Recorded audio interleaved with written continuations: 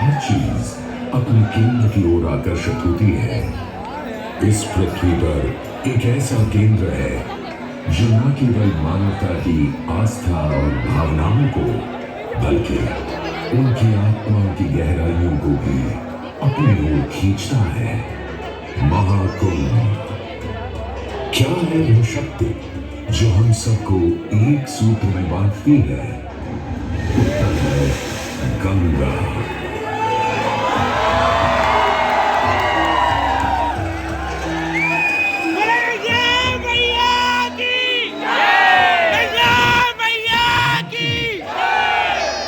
क्योंकि गंगा कोई नदी नहीं है, आस्था की अविरल तरल धारा है गंगा।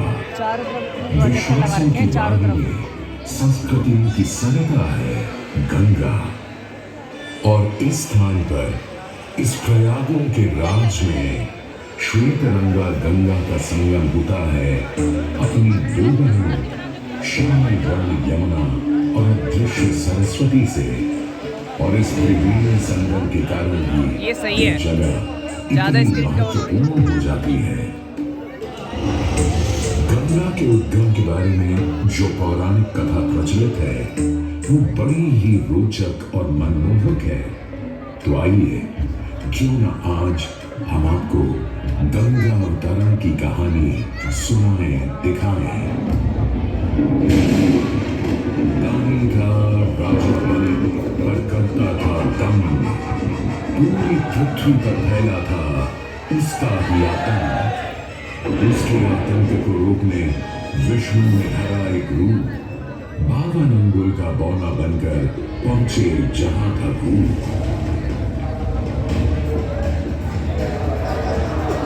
सारे दरबारी बौने ब्राह्मण पर हंसे, पर बाई ने जब उसे दान मांगने को कहा तो उसने कुटिया बनाने को केवल 3 पग भूमि मांगी। पर जब बौने ब्राह्मण ने भूमि नापने शुरू की तो जैसे भूचाल किया गया।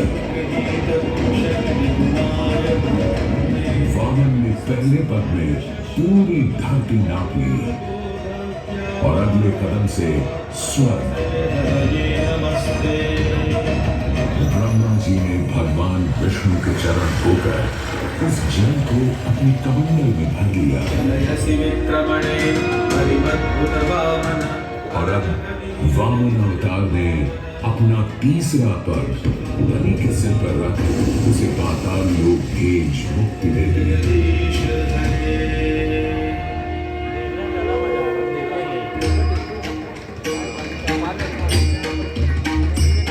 स्वर्गलोक में भगवान ब्रह्मा जी ने जब चरणामृत में हाथ डाला तो वहीं से निकल आई चंचल निर्मल धवल गंगा जी, पवित्र। उधर कुछ समय बाद सतयुग में इक्ष्वाकु कुल के सूर्यवंशी राजा सगर ने सारे संसार को जीतने के लिए एक अश्वमेध यज्ञ का संकल्प किया। सुने सुने सुने सब सुने, यह चिन्हित पूजित धवल अश्व जहां भी जाएगा वो भूमि राजा सगर की मानी जाएगी। यदि किसी ने इस अश्व को रोका या पकड़ा तो उसे सगर के 60,001 पुत्रों और उनकी लक्षाधिक सेना का सामना करना पड़ेगा। सुने सुने सुने। सगर का अश्व अजेय अपराजेय बढ़ता जा रहा था और स्वर्गलोक में बढ़ती जा रही थी देवेंद्र इंद्र की तुलना। डरकर वो अश्व को रोकने की युक्ति लगाने लगे। इंद्र ने राजा सगर के उस घोड़े को चुरा लिया और छल से महर्षि कपिल के आश्रम में बांध दिया। घोड़े को खोजते हुए राजा सगर के 60,000 पुत्र महर्षि कपिल के आश्रम में पहुंचे। वहां घोड़े को बंधा हुआ देख क्रोधित पुत्रों ने कपिल मुनि को घोड़ा चोर समझा और उन्हें अपशब्द कहने लगे। वाचाल कुमारों, यदि कपिल ऋषि ने खोली आंख तो तपस की योगाग्नि से जलकर तुम सब हो जाओगे राख।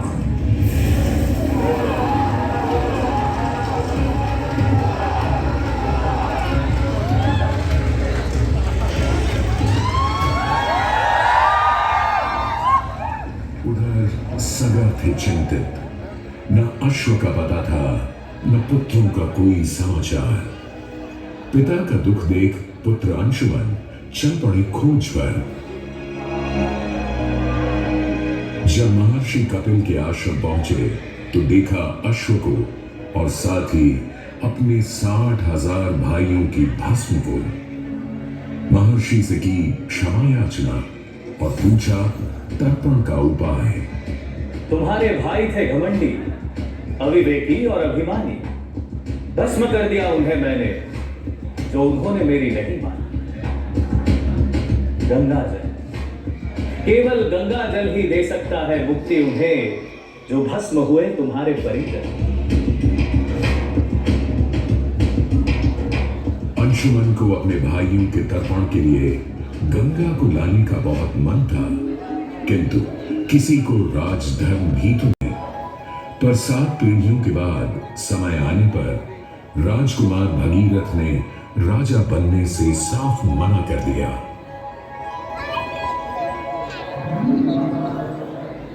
क्षमा कीजिए, क्या ये आवश्यक है कि राजा का बेटा ही राजा बने? मैं पहले तपस्या और फिर ब्रह्मा से गंगा को मांग कर पृथ्वी पर ले आऊं और फिर उनके पावन पवित्र जल से अपने 60,000 पूर्वजों का तर्पण करूं। दिन वर्ष बदले, ऋतुओं की हवा बदली, नदियों के किनारे बदले, किंतु नहीं बदला भगीरथ का संकल्प, गंगा अवतरण।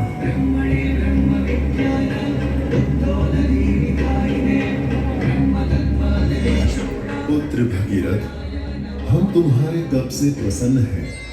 बताओ क्या आशीर्वाद चाहिए?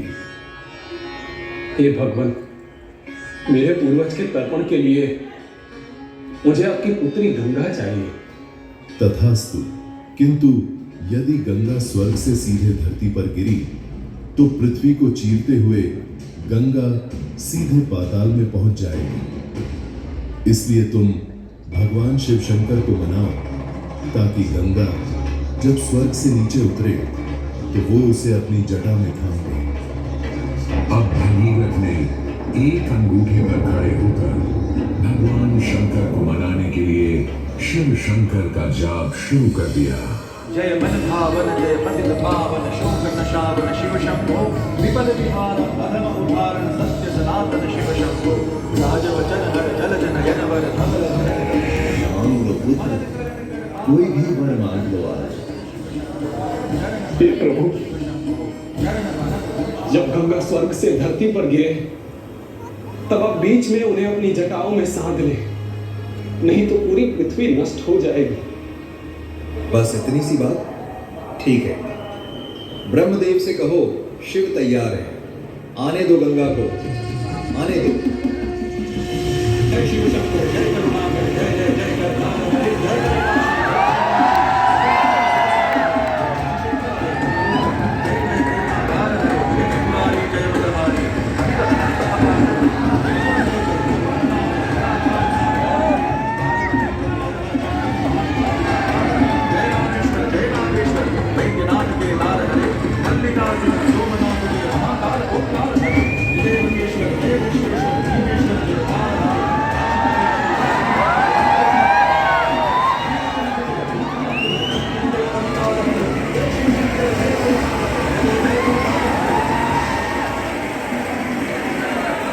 और यूं गंगा ने भगीरथ के साथ गंगा सागर जाकर सगर के पुत्रों का उद्धार किया।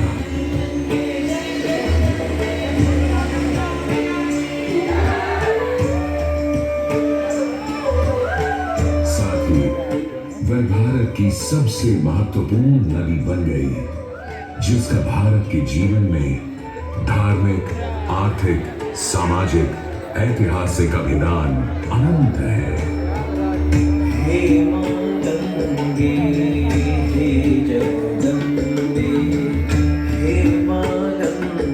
मोक्षदायिनी गंगा का यमुना और सरस्वती के साथ त्रिवेणी संगम मोक्ष का संगम है।